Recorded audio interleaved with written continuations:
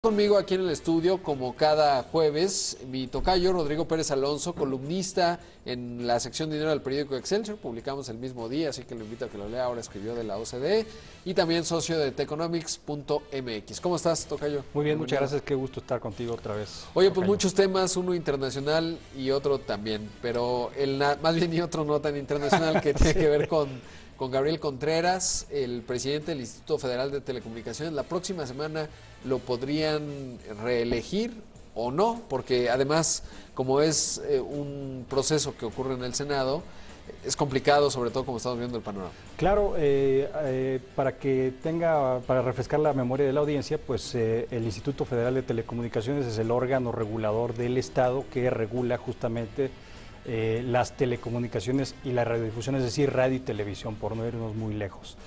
Y este órgano fue creado mediante la Ley Federal de Telecomunicaciones y la Reforma de Telecomunicaciones del 2013.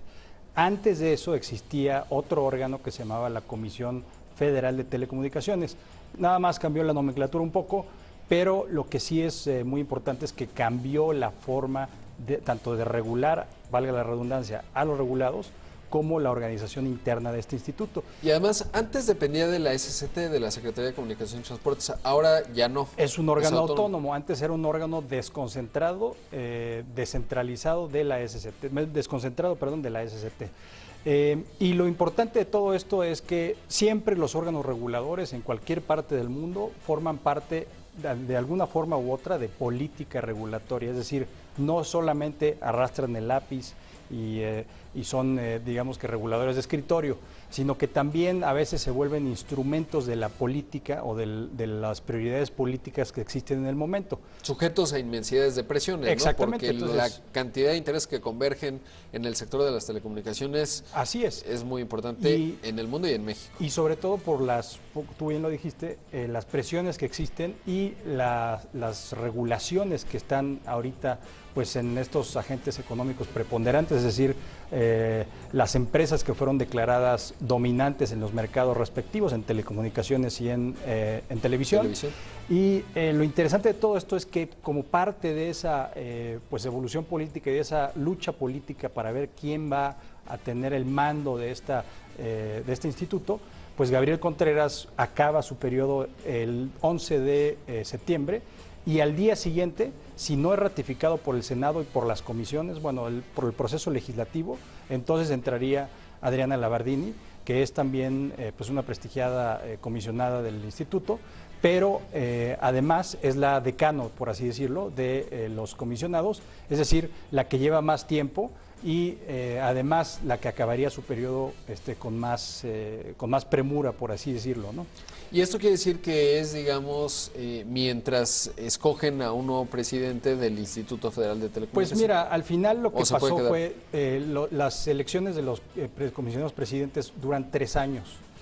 El proceso muy rápidamente es, digamos que a través de un proceso de selección muy riguroso, que se hace un examen, no sé cuánto, los candidatos a ser comisionados pasan, digamos, a una terna, desde 3 a 5 personas que se nominan por un comité evaluador, y entonces el Senado de la República escoge de esos 3 a 5 candidatos y de ahí dice quiénes van a ser comisionados y ratificado por el presidente de la República. Por cierto, el presidente de la República manda esa terna de los mejor evaluados.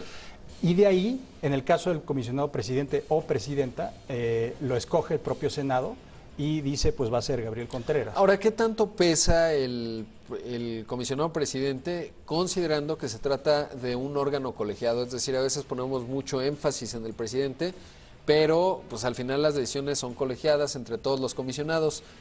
¿Tiene prerrogativas especiales? Pues mira, de hecho, volviendo al tema un poco más político, cuando se negoció y se diseñó el esquema de gobierno interno del instituto, pues se nombraron o se determinó que fueran 7 comisionados. Dicen por ahí que quieres detener algo, quiere una comisión, ¿no? Entonces, claro, entre más grande, pues más detenido. Y digamos que antes eran 5, ahora son 7. No necesariamente significa que estén detenidos, pero lo que sí es que se diluye un poco más la autoridad. Pero el comisionado presidente sí tiene facultades bastante más amplias que los demás comisionados. Por ejemplo, el nombramiento de funcionarios clave dentro del Instituto Federal de Telecomunicaciones, la solicitud de presupuesto, una serie de cosas que pues al final son el poder real del instituto, y por eso pues es muy importante que en estos días, si es que así lo determina el Senado, pues se reúnan para ver quién va a ser el próximo comisionado presidente, sobre todo en aras de darle certeza jurídica no solo al instituto, sino también a los regulados, en este caso las empresas de telecomunicaciones, de radio, televisión e incluso de nuevas tecnologías como el Internet y nuevos medios, ¿no? ¿Cuál es tu pronóstico, tocayo? Yo creo que no lo van a nombrar, lo van a detener, van a tener congelado este nombramiento, va a entrar Adriana Labardini y luego, con un poco más de respiro, el Senado va a determinar o va a negociar un poco más, con más detenimiento, el nombramiento de un nuevo comisionado que podría ser o no Gabriel Contreras, ¿no? ¿Y algo influirá en la elección presidencial 2018?